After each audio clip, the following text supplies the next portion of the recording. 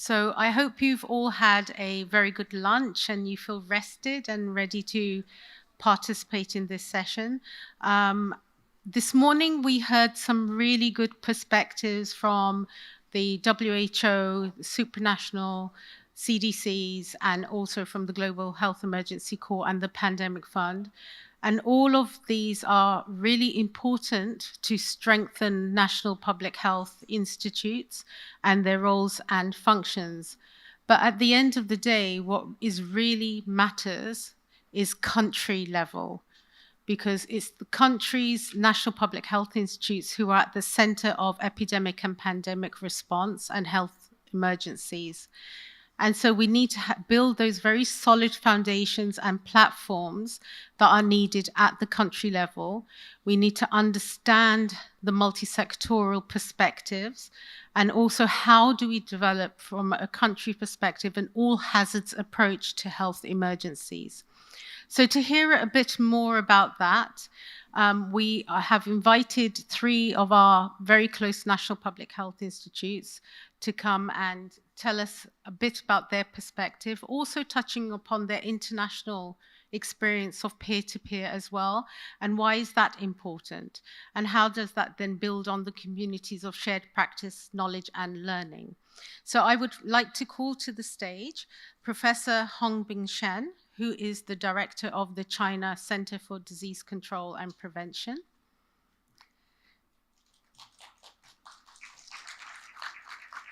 Professor Johanna Hannefeld, who is the Vice President for the Robert Koch Institute, Germany. And Dr. Vivian Corey Cardella, who is the first Deputy Director of the Pedro Corey Institute of Tropical Medicine, Cuba.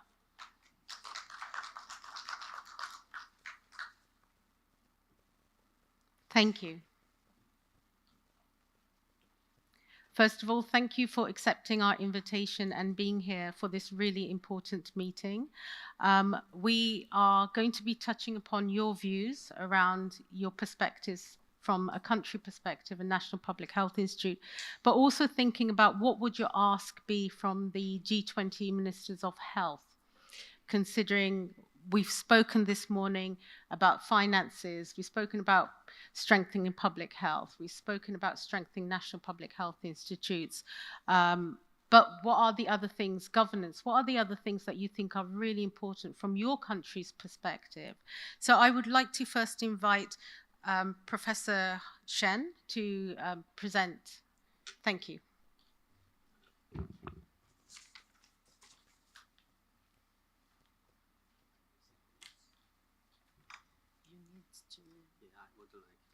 There's no screen.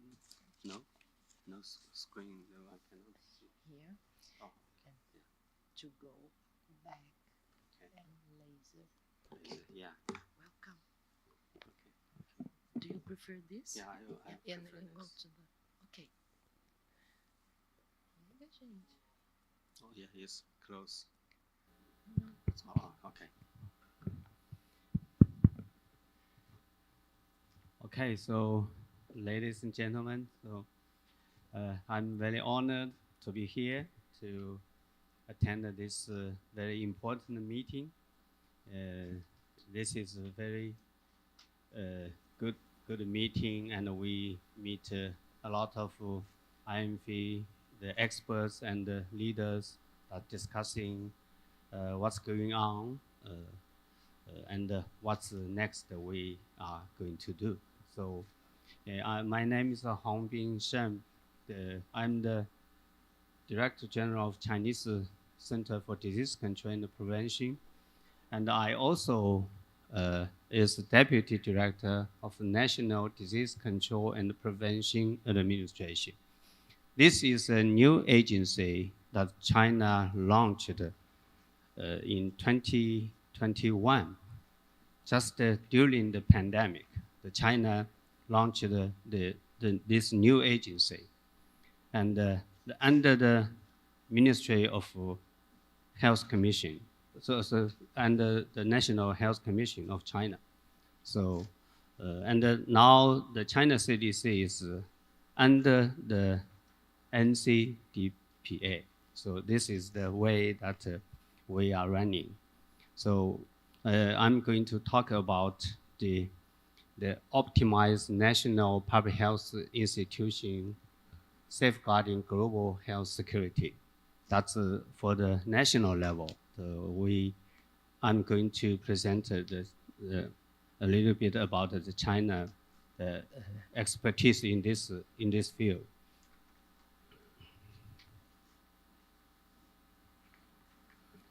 Okay, so as we realize that IANPHI plays a central role in addressing the public health security. So by providing the workforce, the expertise, and the knowledge to health security matters. So the first is across the world have been the front line of the response to public health emergencies domestically and globally. The second is IANPHIs provide evidence-based advice in shaping public health security legislations and policies, like the IHR amendments and the pandemic agreement. And the third is IANPHIs are the leading the efforts of core capacity building for public health emergencies by providing technical support and others. So this is the IANPHIs plays a very central role in these areas. So we facing a lot of threats and emergency events. So for China CDC, here is the examples of China CDC, the field response to public health emergencies in recent more than 10 years. So we listed from 2012 to now. So a lot of the public health emergencies. For the international aspects, we can say that China joined the global efforts in combating Ebola outbreaks in the Western Africa in 2014, and the typhoon in Philippines, and the earthquake in Nepal, and other public health emergencies. So we can say that China, from the recent 10 years, we participated a lot of public health emergencies. And in domestic the levels, we deployed experts groups and rapid response teams to the emergency areas, providing field technical support to local health authorities and operational advices to the national commanding team in National Health Commission and the administration. So after the pandemic, we are going to strengthen the surveillance of early warning and emergency response systems by promoting the deployment of intelligent pre-installed software in medical institutions to enable the infectious disease case reporting system to be transformed from passive monitoring to active monitoring. So this is the way we are doing now. And the second, the state supported the establishment of provincial surveillance, early warning, and emergency response command platform. So you know that China is a big country, and each province is very big. So we, at province level, we set up the surveillance and the emergency response command platform. That's the central government to pay the money to each province. And the 9 ministries jointly issued the guideline for building a smart multi-point trigger infectious disease surveillance and early warning system. So that's also we are working on. So that's issued just recently in the national level. So we build the respiratory, like this is one of the surveillance, they call the respiratory multi-pathogen sentinel hospital surveillance. So the pilot, the phase, that's beginning in October 2023, and the formal operation phase begin this year, in June. So we expanded to more than 200 sentinel hospitals, and and including 21 pathogens. So at the same time, by using one sample to the multiple pathogen surveillance. And that's the way, not only doing nucleic acid testing, but also by doing genetic sequencing to identify which pathogen, the variants that the infected. And we also set up the Public Health Emergency Operations Center in China CDC. That's make it more efficient and effective. In the China CDC, we have the key operation functions for each part, like the functions and the procedure levels, requirements and operations, and also job list for key roles. So since 2017, we have activated emergency operations for 17 public health events, including 2 grade 1 events, 7 grade 2, and the 8 grade 3. So we contributing in shaping national and international legal instruments, like we have the experts participated in, deeply involved in the negotiation of IHR amendment and the emergency, the preparedness for the public health emergency. So this is the way we are working and develop, update national health security laws and strategies. And building capacities of rapid response teams in China after the 2008 that Sichuan earthquake.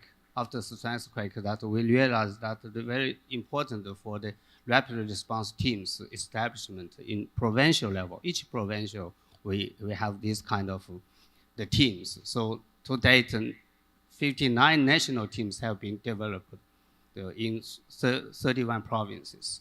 And China CDC, we have four rapid response teams: infectious disease, poisoning incidents, and the nuclear and radiation events, and the natural disasters. And every year we do exercise in the practice. So this is we develop rapid deployable and self-sufficient mobile the teams. We can see that in the picture we have a very complex the teams, including the laboratories, mobile commanding center with satellite communication and mobile logistic cabin, kitchen, shower room, and sleeping room. That's the very efficient to the field. And also we prepare for the future international missions and contribute to global workforce network. And collaborate across borders by this year, in June in Guangzhou, China, we have hosted a bi-regional ground tier 1.5 training. So the 67 emergency responders participated in the training from different countries. So we have also the different activities like a national contest for health emergency technical skills, for the epidemiology investigation skill contest. So in the national level and the provincial level to improve the capacity of the professionals.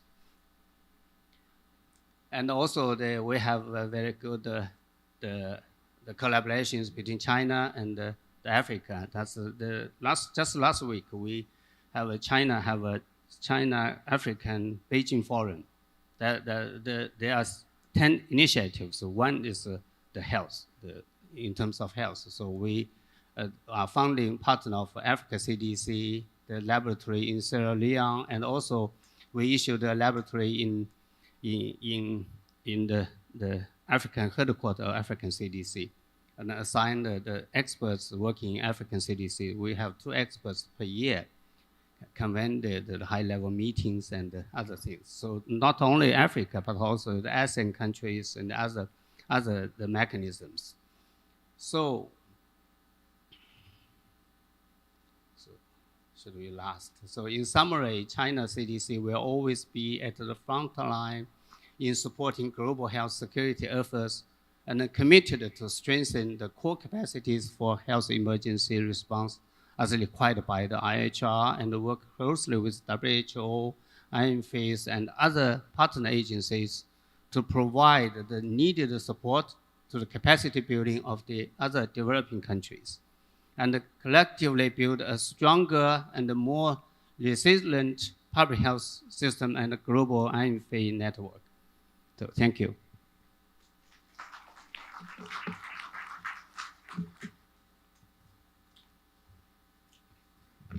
Thank you very much, Professor Shen. I think it's really heartening to hear about the recalibration of the public health system within China, especially around strengthening not only the surveillance systems from national to subnational level, but also the team strengthening through the Public Health Emergency Operating Center, but the Rapid Response Team, providing the right skills and competencies to staff, which is always important.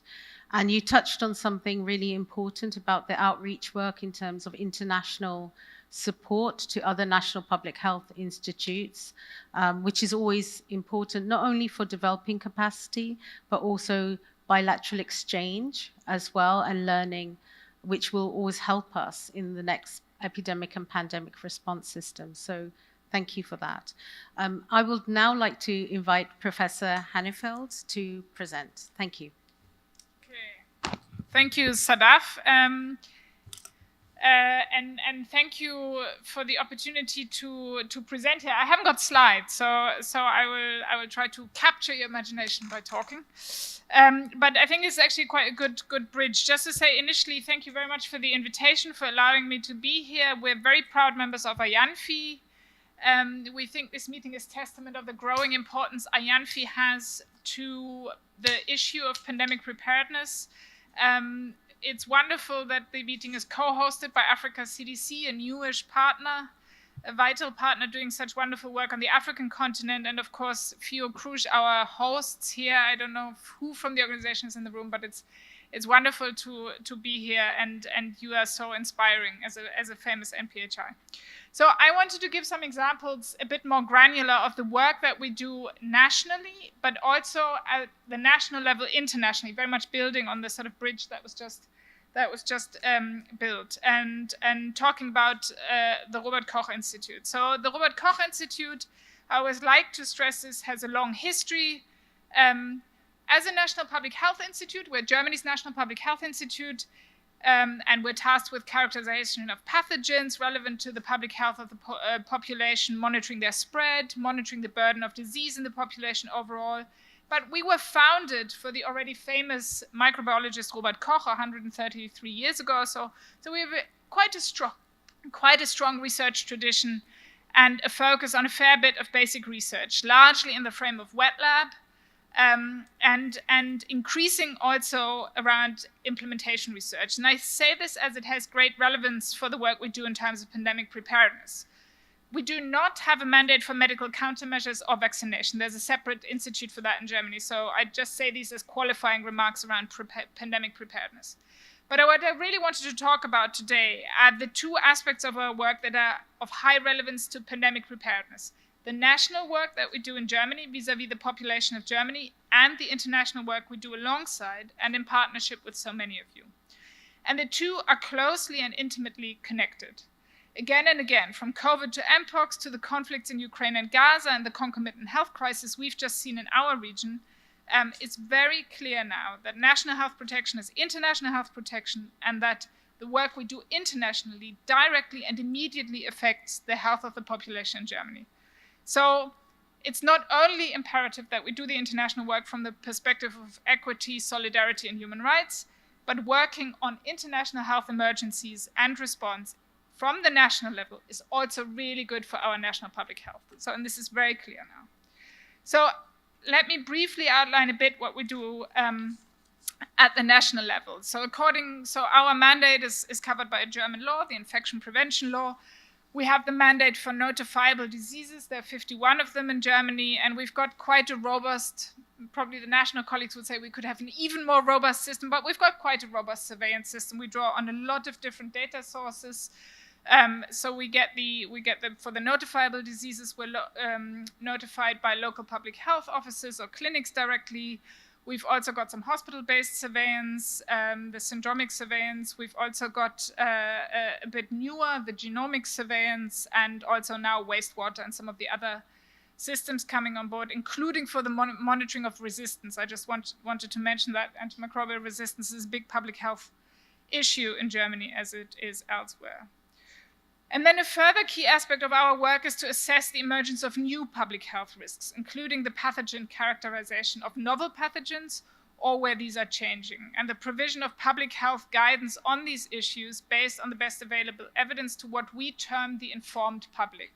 So we provide the expert guidance to, not to the general public, but to the medical professions and so forth.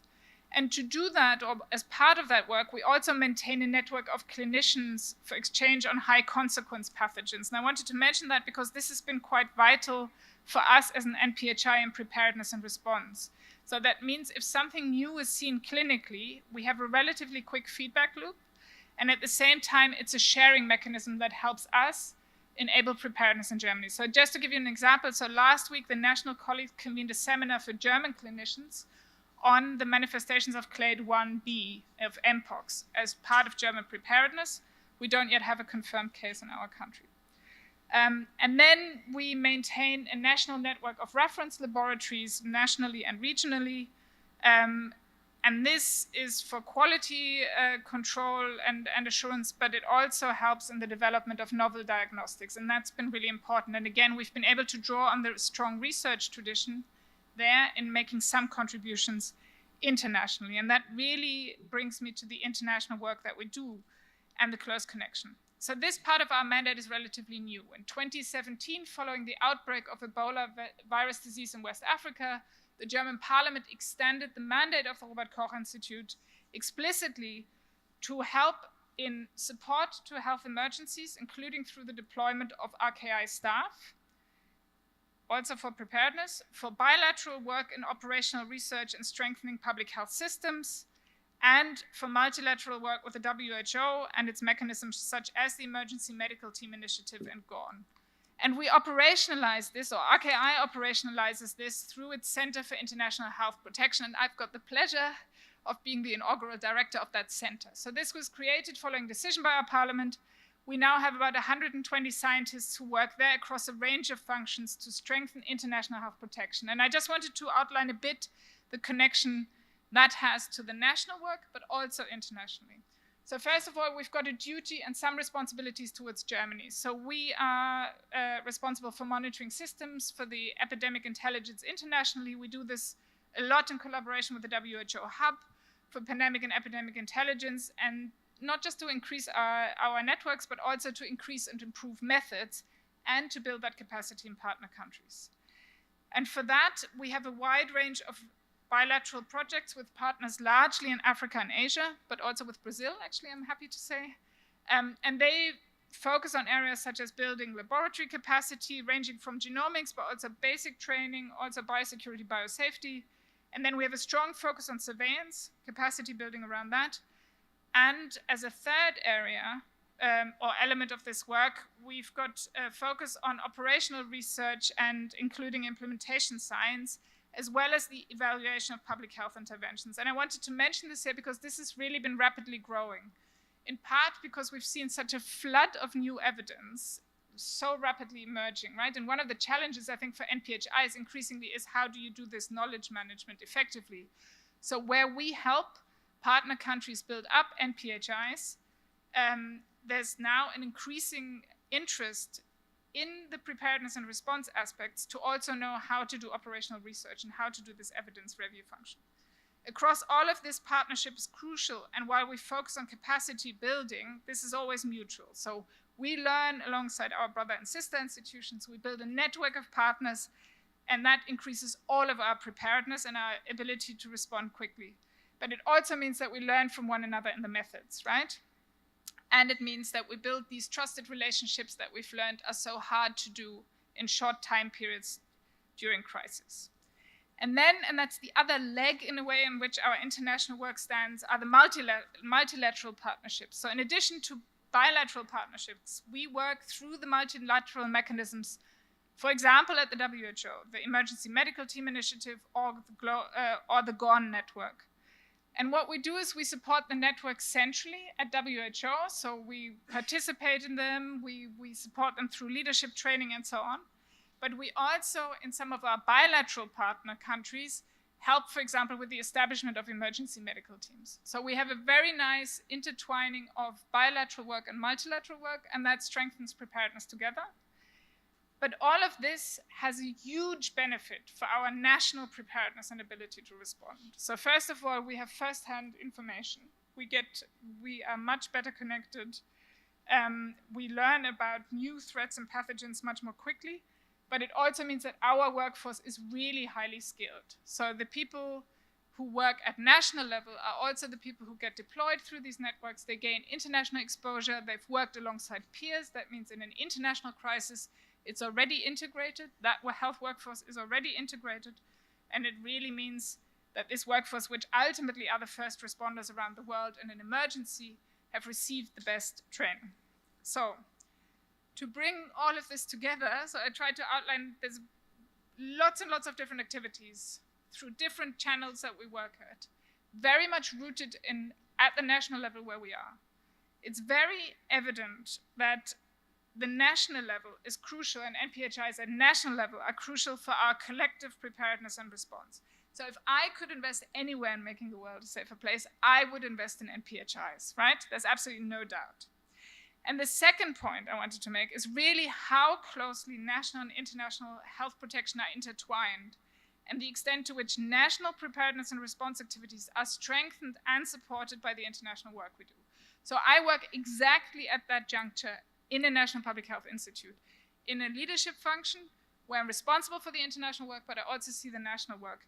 And I see this every day at the RKI. So this is really, national actors have this international dimension, and that is crucial.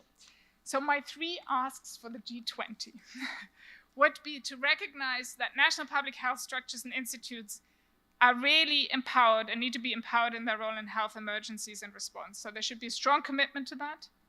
They're just emerging in many countries, and I think we do need sustainable funding. We discussed this quite a lot this morning, but I do think we need sustainable funding.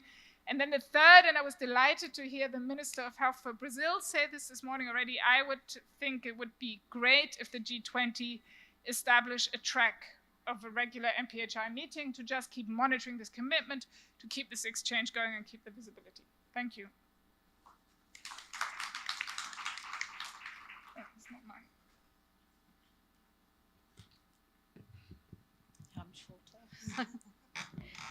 Thank you very much, Johanna. Fantastic points. I mean, no doubt the domestic is really important, but the points that I really loved is around the position of the National Public Health Institute at the intersection of different sectors and the interprofessional, multi-professional working, which brings the surveillance to life, really, in terms of making intelligence and from intelligence guiding governments in terms of decision making about next steps. I think the prioritization for strengthening national public health institutes cannot be underestimated. There's a lot of great work that is being doing, and this is what we are advocating for as an association and a family of national public health institutes as well. The other point that I think is really important is that knowledge exchange and that knowledge repository, but making sure it doesn't stay within the organization, but is shared in a bilateral way, because there's learning that goes both ways. I think you mentioned that as well. The epidemics and pandemics don't only affect one country, they affect several countries. And there are lots of novel diagnostics and diseases that unless we share the information, then our staff cannot be prepared to respond to an epidemic or pandemic. So this is a really important point that we need to strengthen with that National Public Health Institutes around the communities of shared practice knowledge and exchange of innovation and research as well in terms of capacity and capability building. So thank you for that. I'm now going to pass on to Dr. Vivian Corey and invite her for her presentation. Thank you.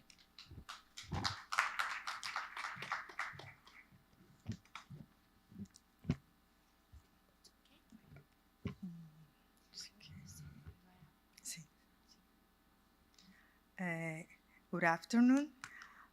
Thanks, Sadaf, and thanks to the organizers of this important meeting, to IANPHI, to the Fiocruz, to Felix, for giving me the opportunity and the honor to share with the audience the experience of the Institute of Tropical Medicine, Pedro Curie, in confronting health emergency in Cuba. As we saw in the morning, epidemics and pandemics have significantly shaped the first 2 decades of this century. The COVID-19 pandemic will be a defining event in global history. Moreover, between 2022 and 2024, new emergencies such as Mpox, declared again on August 14 as a public health emergency of international concern, avian influenza, polio, and more recently Oropouche virus have been added to the previous list. Currently, no country is exempt from being affected in communicable diseases. However, it is in communities with limited resources where this disease have a disproportionate impact, since they are linked to a complex interplay of overlapping determinants of health.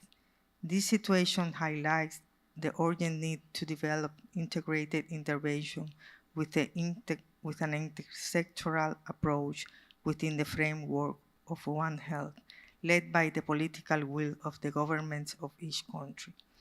The national health system in Cuba is free, accessible, with a profound conception of solidarity and universal coverage, centrally directed by the Ministry of Public Health. Our system is organized into 3 levels of cares: primary, secondary, and tertiary level. Constitutes a network of health institutions based on the principle of primary health care. It also comprises the University of Medical Science and the Health Research Institute. Similarly, the Cuban Microbiology Laboratory Network is organized hierarchically. The primary level, that includes municipality centers of hygiene, epidemiology, and microbiology, and polyclinic. The secondary level comprises hospital and provincial center of hygiene, epidemiology, and microbiology, while the tertiary levels includes the national reference laboratories for microbiology located at IPK. Additionally, there are 2 networks: the Molecular Microbiology Network, expanded during the COVID-19 epidemics, and the Entomology Network. They follow a similar organizational structure and they are connected one to each other. IPK is a science-driven institution of tertiary level, as I told you before, has the mission to contribute to the improving of quality of life of the Cuban population and the rest of the international community, offering fast, specialized, and high technology service in research and innovation, diagnosis, medical care, teaching, and epidemiological surveillance with the aim of prevention, control, and elimination of infectious disease. Thus, IPK supports the Cuban Ministry of Health to prevent, detect, and respond to public health threats more efficiently.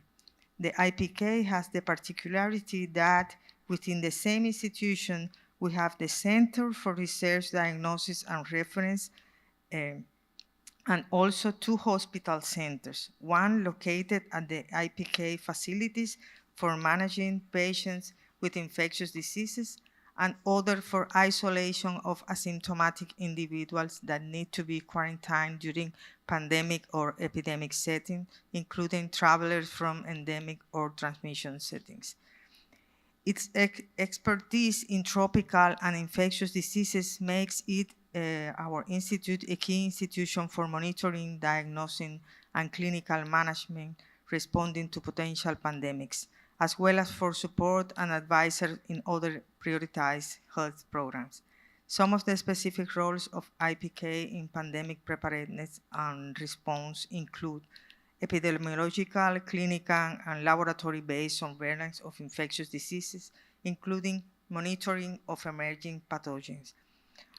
Diagnostic and reference, we have diagnostic facilities that offer rapid and accurate testing for infectious diseases, including novel pathogens, Both classical and novel techniques such as real-time PCR and NGS sequencing are available.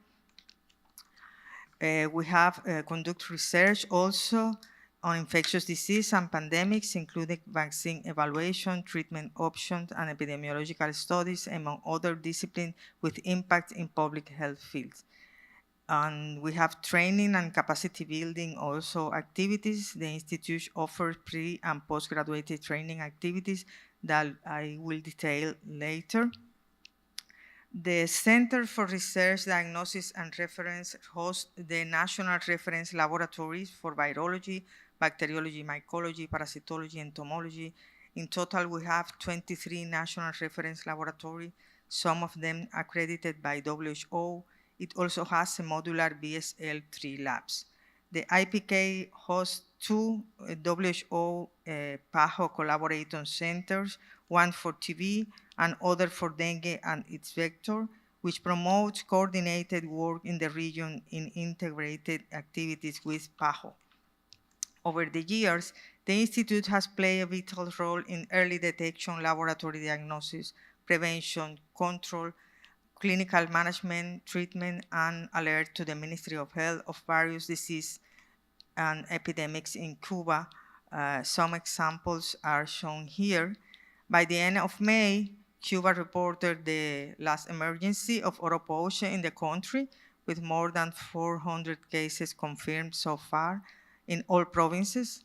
The identification and partial genome sequencing of this virus was obtained within 1 week since the alert.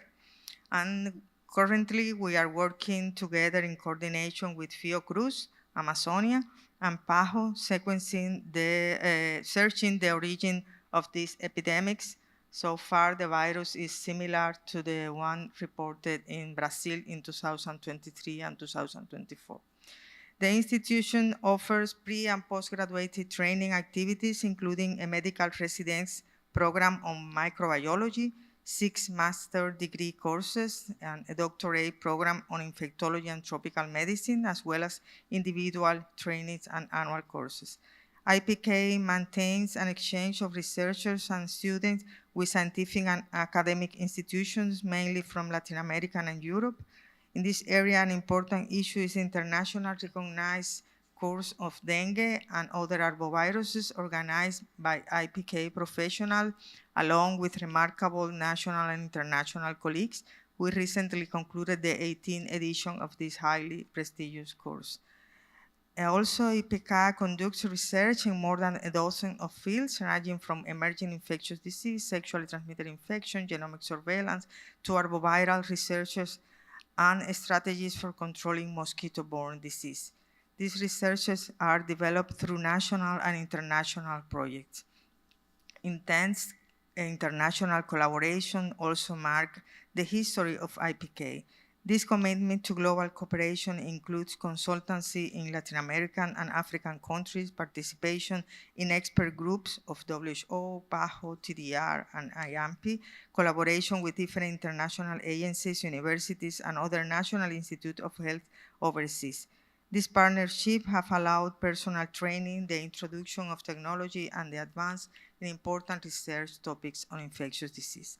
The impact of international collaboration is also reflected in the participation of IPK professionals in the control of different epidemics, mainly in Africa and Latin America. The confrontation of cholera and malaria outbreaks in Haiti, of dengue in Nicaragua and Venezuela, of polio, malaria, and yellow fever outbreaks in Angola, just to mention a few examples.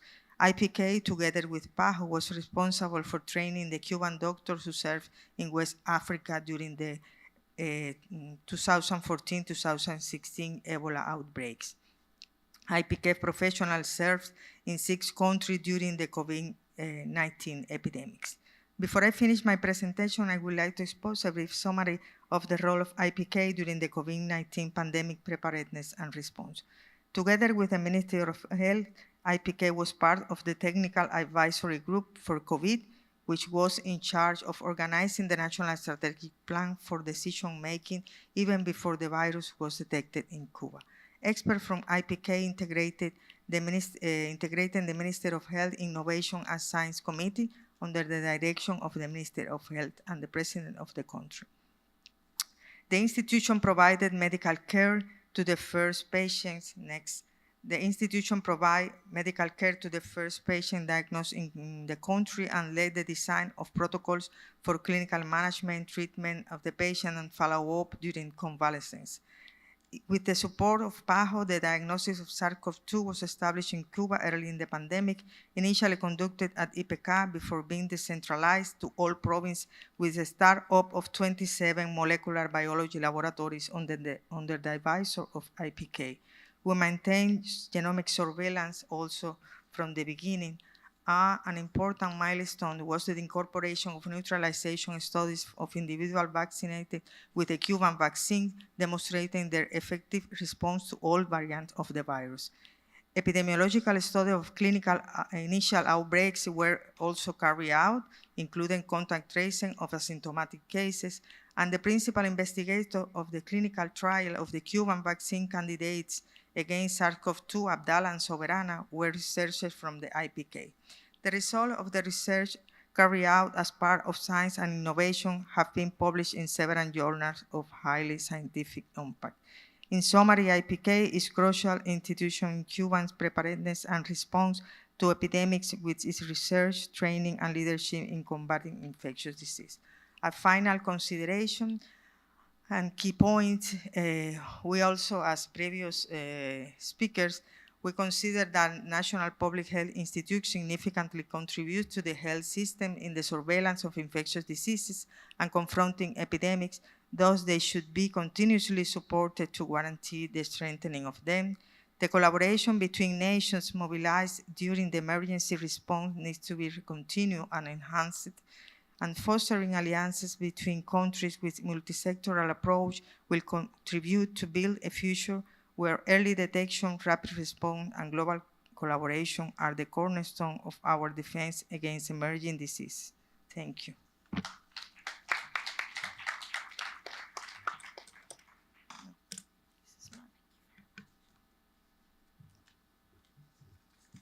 Thank you very much. That was a fantastic presentation, and especially talking about the role of national reference laboratories and networks as a mechanism to enhance surveillance systems and understanding of pathogens, which is so important. And I think all three speakers have spoken about that as well. And what's coming across is the importance of that collaboration. Collaboration not only between organizations and sectors, but across region as well. And you made a good reference around the work with PAHO as well.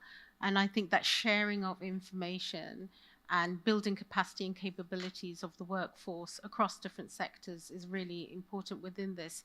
We talk about all hazards approach, and we talk about public health workforce, but public health workforce doesn't just sit within national public health institutes. It sits across different sectors. So how do we build up the competencies and skills, and how do we start speaking a common language as well? And that also relates to how then do we communicate that with government, so that they understand, and this is why this gathering is here, what is the importance of national public health institutes? What roles and functions do they serve? And so it's really good to also hear about the governance system, which you mentioned during COVID, in terms of where IPK sat in the scientific committee in terms of providing advice to government as well as to the public. So this brings all of our discussion together in terms of the G20 ministers of health. What are we asking them? What is the kind of key recommendations that we would like to see prioritized in terms of the support that we would like to ensure that our national public health institutes receive? So I'm going to open up to discussion. I have one question first before we open. It gives an opportunity for the group to think about their questions as well. So a focus of the G20 ministers is around PPR, but it's on the local production of vaccines, medicines, and strategic health supplies, which sometimes isn't necessarily what the role of a National Public Health Institute is, but it's definitely one that they serve as in a position of influence to guide governments. And we know from COVID-19, this was a big shortfall in a lot of our regions in terms of vaccine distribution, PPE, and other really important things that were not available. So the equity was just not there. And part of the recommendations was then how do we on country or regional level strengthen and build up those really important systems? So my question is that something that you as a National Public Health Institute have been involved in, and what would your recommendations be? What have you seen in terms of progress being made towards strengthening that self-sufficiency on a regional and national basis? So I'm going to start with Professor Hannafeld, just because you're nearest to me. So if you could just respond to that. Thank you. It's on. I switched it off.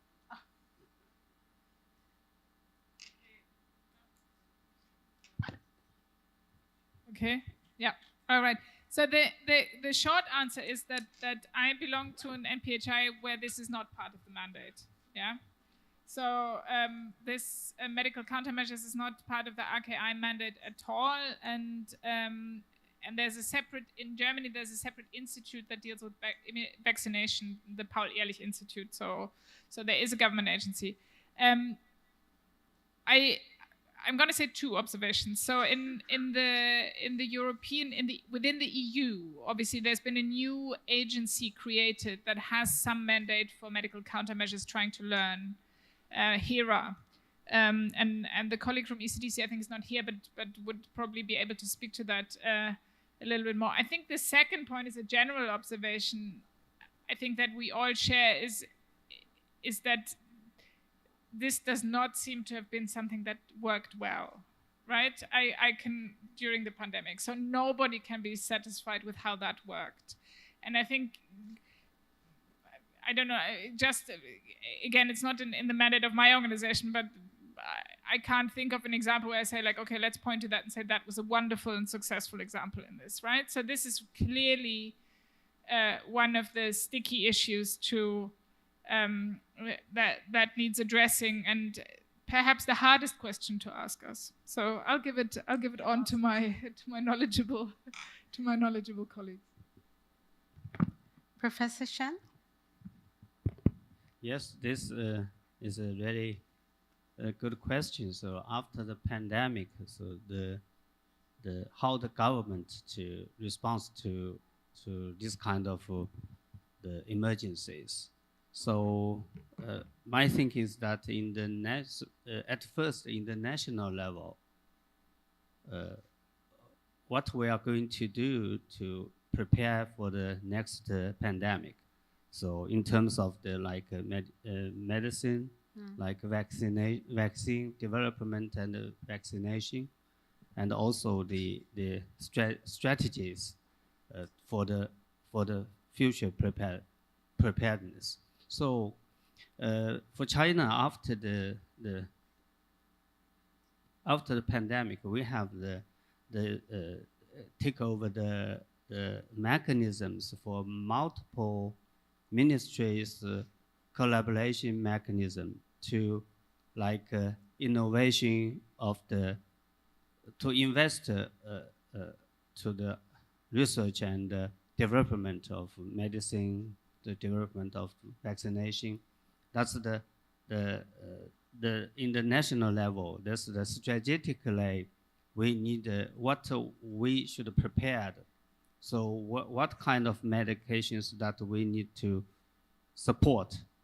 What kind of vaccination, like Mpox, that China, we don't have the Mpox vaccine. So in that case, we need to focus on this kind of things, that the multiple ministries that are working together to support the development of the and approval of the new vaccine. So that's the point, that in the national level, we need to do our best to do the very priority important things that to confront the next pandemic. So that's the first thing in the national level. And the international level, I think it's very important to support for the developing countries. So, like to support the technologies that and the productions in the developing countries, they can protect themselves for the vaccines and the vaccination. So in China, we have the enterprises, we have the company, the vaccine company. They went to the African country to set up the vaccine, the development and the production. So that's the chain that we need to have the production chain. So we can help the developing countries to do this kind of things. So for the international level, we need to pay more attention on based on the IHR and INB that we are negotiating for the pandemic preparedness, the pandemic agreement. So that's we need to think about how to help the developing countries the shortage of the resources. So we need to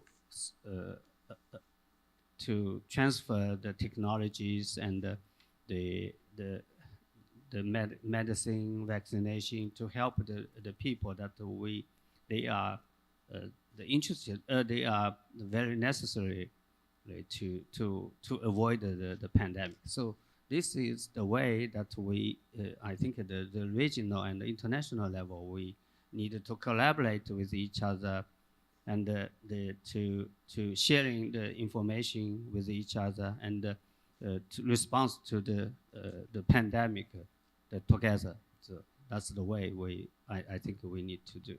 Thank you. Thank you, Professor Shen. And Dr. Kaori, if you want to add to that, please. In the case of Cuba, my institute also is not related directly to the production of medicine vaccines, but my country prioritizes the production of medicine, vaccines, and different medical supplies is a priority. Despite we have serious financial problems and difficulty to access to many medicines and vaccines, we decided since many years ago to develop our own industry. So we produce, despite of the economical problem, we produce vaccines. We have 16 vaccines in Cuba in the program of Cuba vaccination, and 11 are produced in Cuba. And we produce medications for infectious diseases, but also for cancer, diabetes, and different. So it's part of the priorities from our countries, our own production of some products. Still, we have problems, mainly because of the financial problem and the blockade from the United States. So many occasions we cannot even get the raw material to produce some medications, but we do our best. We think it's important the collaboration. Yes. For the production of vaccines and medication, especially during the pandemic and epidemic setting, where sometimes there are stock out of many of these products, and some undeveloped country cannot access to it. Thank you very much. So in the face of not having purchasing power, it's about how do we have collaborative action in terms of transfer of knowledge, supporting strengthening of platforms and systems. If that cannot happen on national level, then it does need to happen on a regional level. The advocacy piece is really, really important to make sure that we're advocating on behalf of countries with countries to strengthen those capacities and capabilities and platforms that we need to ensure that we can respond to epidemics and pandemics. But I think really that knowledge technology transfer piece is really, really important to be able to make sure that we have that bilateral exchange, multicultural exchange as well to support countries. So I'm going to open up to the room. If anybody has any questions, please raise your hand. And so Valerie, if you would like to ask a question, introduce yourself, please. Thank you. I'm Valerie Bimo. I work with the Bill and Melinda Gates Foundation, and I lead all the emergency response. Thank you for the different presenter and the different perspective, because it's different, but I see the similarity. We talked about it this morning about the panicked and neglect, and we saw that in the, and with the story today is also the changes that were pushed all the organizations, especially the National Public Health Institute, the changes that were pushed by government during COVID or after COVID. What message do we pass to the G20 so that the next big crisis, we don't come again and redoing new institutions versus strengthening what it is? What are some of the critical message we need to send to them? Also, as China mentioned, the different response also to natural disasters, it was not just outbreak. How, as China CDC, when you do the response to the national like emergency disaster, I saw you talked about the different natural disaster. How's the response? Is it from the China CDC, or is it coming from China with a small component on health? How do you actually interacting the response to other countries for natural disasters? Thank you.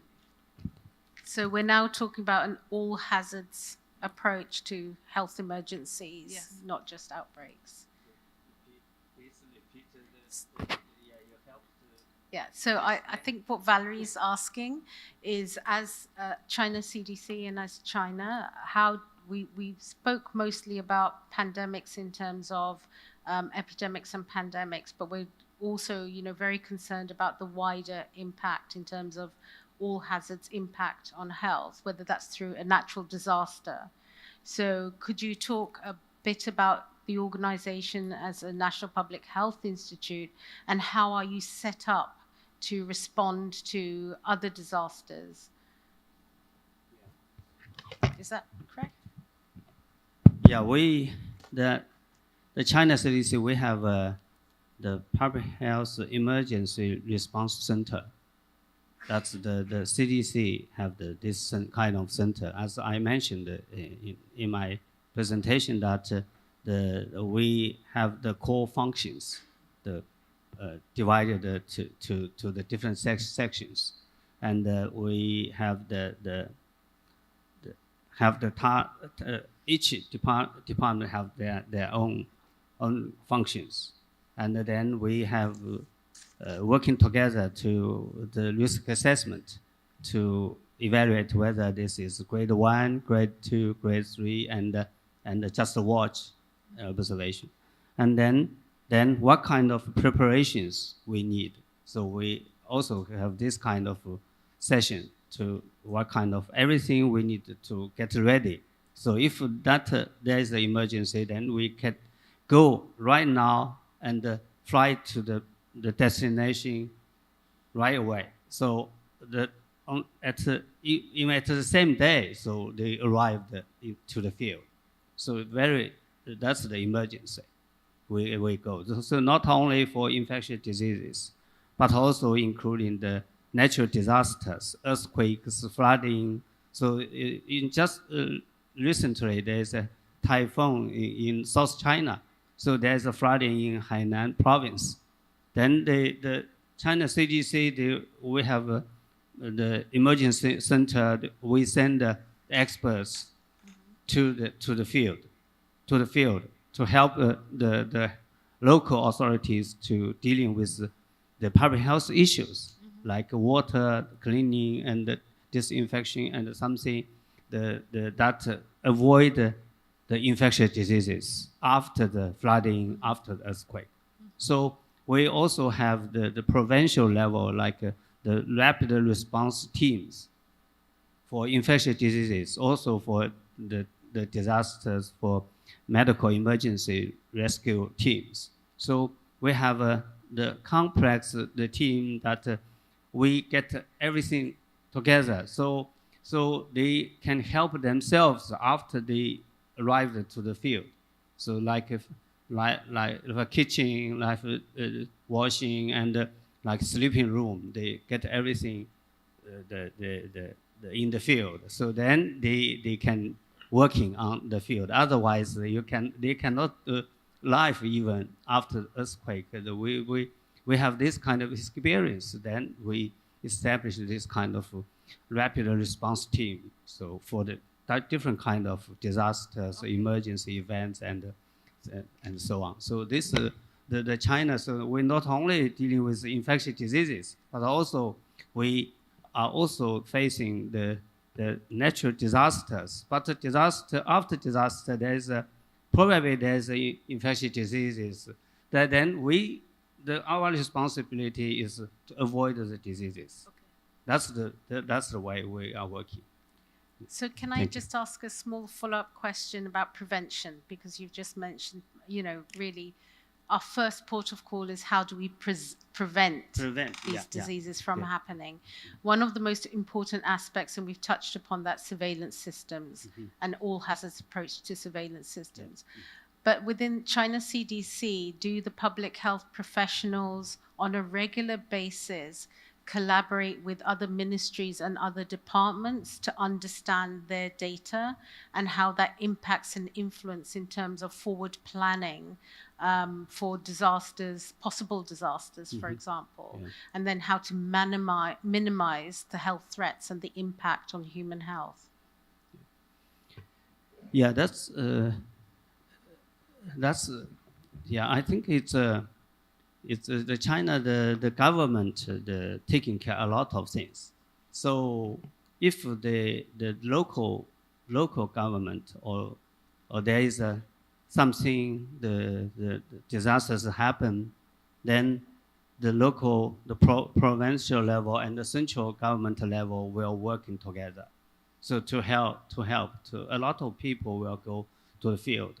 So in China, if we have this kind of the emergency events, so the local, the city level, the provincial level, and the China CDC national level, so all the people will working together to dealing with this kind of issues very efficiently. So that's the way the China, like the COVID-19 or the other pandemics. So we working together very efficiently because the government, they taking care a lot of things. We can work together by like multi-ministry level things. So that's the way. Yeah. Thank you. Thank you very much. Felix, I think you had a question. Please go ahead.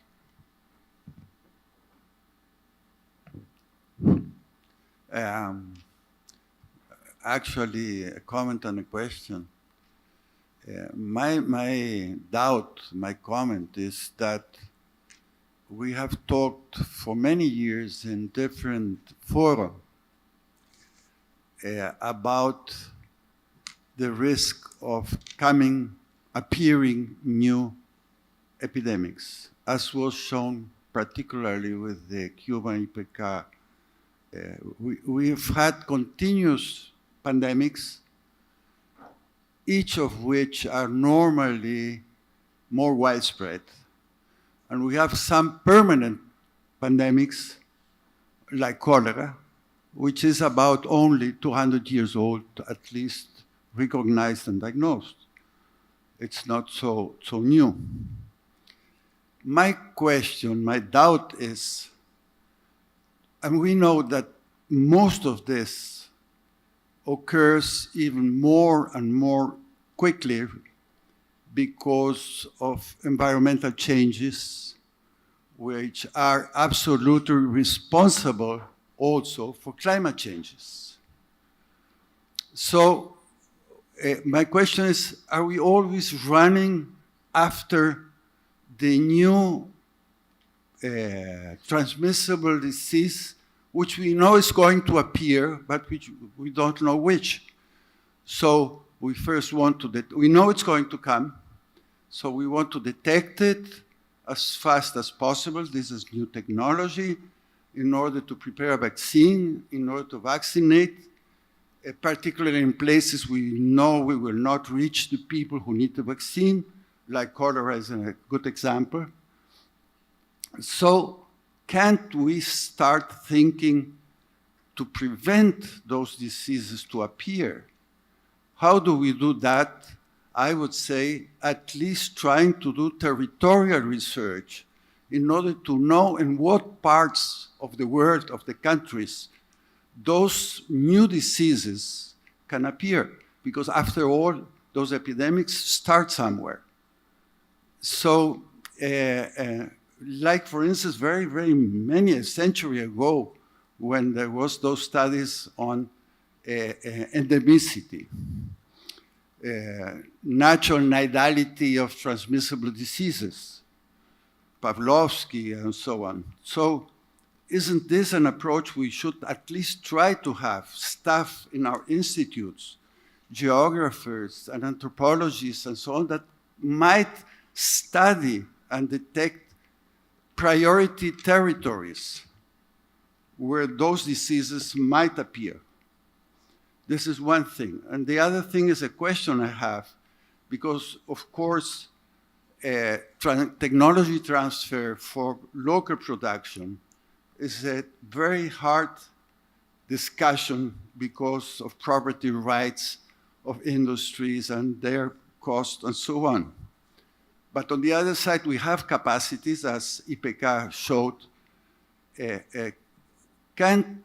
it possible to get a compromise by G20 countries and our other countries to have sort of consortia, that is, countries getting together to produce these products without the huge need of investment for quality assurance, every time more and more difficult to attain, because, of course, very large industries have this issue as a very strong competitive issue.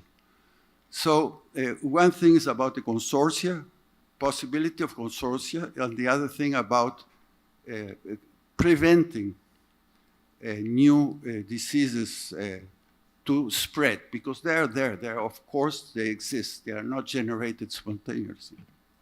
Thank you. Very interesting, Felix. Thank you.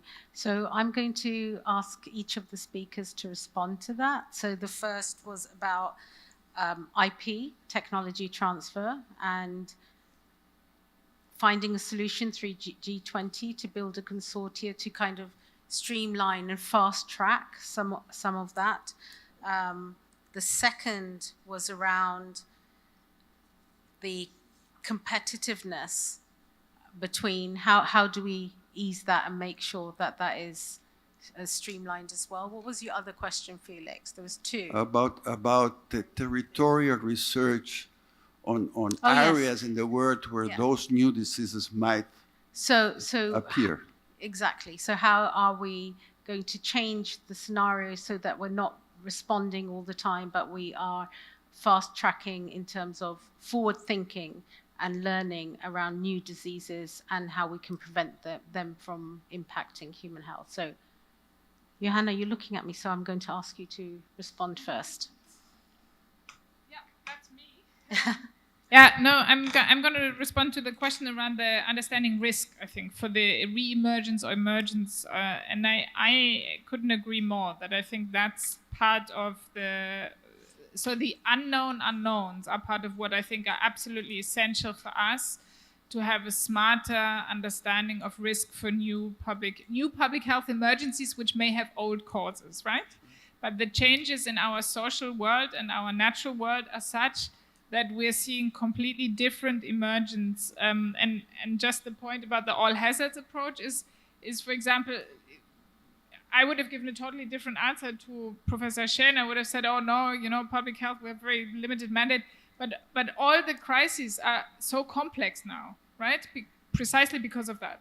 So in reality, in responding, whether it's emergency medical teams and how they're thinking about where they can put their tents and so on, we're already adopting these approaches. So I couldn't agree more. I think assessing risk is now about understanding those types of things, and I think that's why we need different skills and a new public health workforce. Absolutely, and I think that's for me. That's only going to accelerate the speed with which we need to have that kind of knowledge, and absolutely as core functions within our institutes.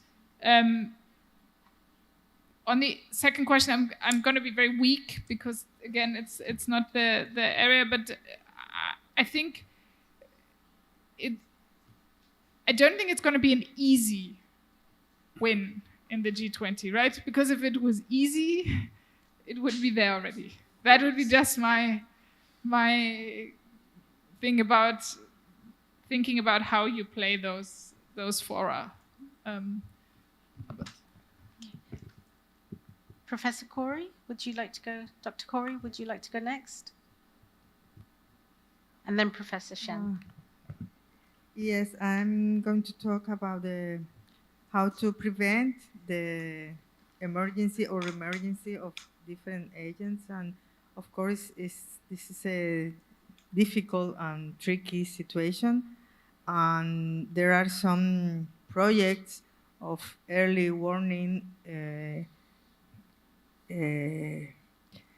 detection. And for example, there are hotspots or regions where we always know that epidemics begin.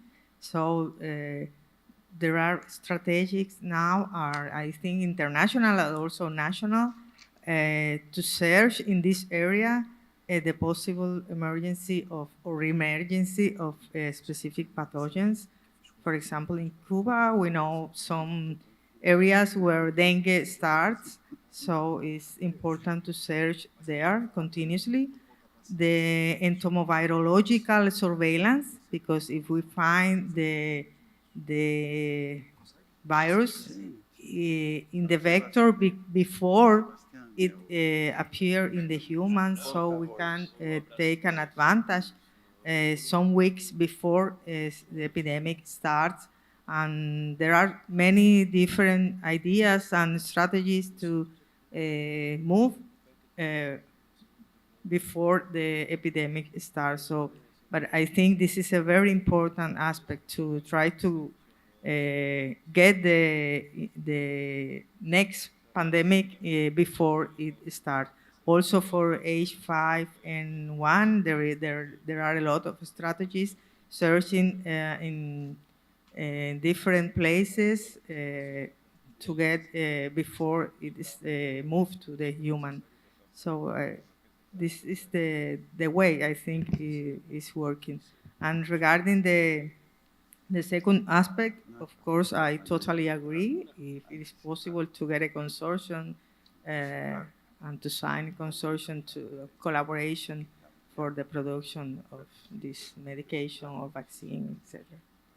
And I think if I can just add one point before I turn to Professor Shen, which we haven't really touched on, it's about strengthening that link with communities, our communities as well, which is where all of this starts from. So whether we strengthen the roles of community health workers, the links between public health and primary care, this all is important aspects that need to be integrated. Professor Shen, if I could ask for a brief answer, please, then we have to bring the session to a close. Thank you. Yeah, in terms of the technology transfer, actually this is a key point that in WHO, the negotiation, the pandemic agreement, the point that the developed countries and the developing countries, that's a lot of difference. So we are talking about the difficulty things that the countries pay the much attention on that. So I think for me, for China side, we encourage it to the technology transfer, and we hope that the developing countries that they can produce their own medicines, vaccinations, and to help themselves. So that's the way the government, the China government, they encourage it to do this way. And in terms of the consortium, it's also, I think it's the way that like the IANPHI, that's we have the Public Health Institute consortium that we do work together to sharing knowledge, sharing information, and do whatever we are interested in to prevent the disease for the next pandemic. So this is the way. So for China, the last year in November, I visited the African CDC, and I bring back to our government. Actually, I'm also the one of the government, the administration. So for the African CDC, China government helped to construct the building. So what's next? So we are thinking about, I bring back to the government. There's a International Development Cooperation Agency. So we talked about this kind of issue, and we realized that we need to set up like a program office in African CDC, and then implement the government supported programs. So nowadays we are discussing these programs and between African CDC and the China CDC, what kind of things we are going to do. So we will sign the agreement very near future. So to help the African countries to dealing with like TB, the malaria, the hepatitis virus, and the something that the countries are facing the problems. So I think it's a very for the government under the G20 or some other mechanisms like BRICS or something. So we are making great effort to help the developing countries and working together to avoid this kind of the emerging or re-emerging infectious diseases. So for the new infectious diseases, we don't know, and we need to get ready to prepare for the preparedness. So we need to do more, I think. Yeah, not enough right now. Thank you. Okay. Thank you very much. I need to now bring session to a close. And what we will now do is first a round of applause to our wonderful speakers. Thank you so much. Really appreciate you being here. And what will happen now is the rapporteurs from the other sessions will come and present and just provide feedback to the room for part 1 and part 2 as well. So thank you very much.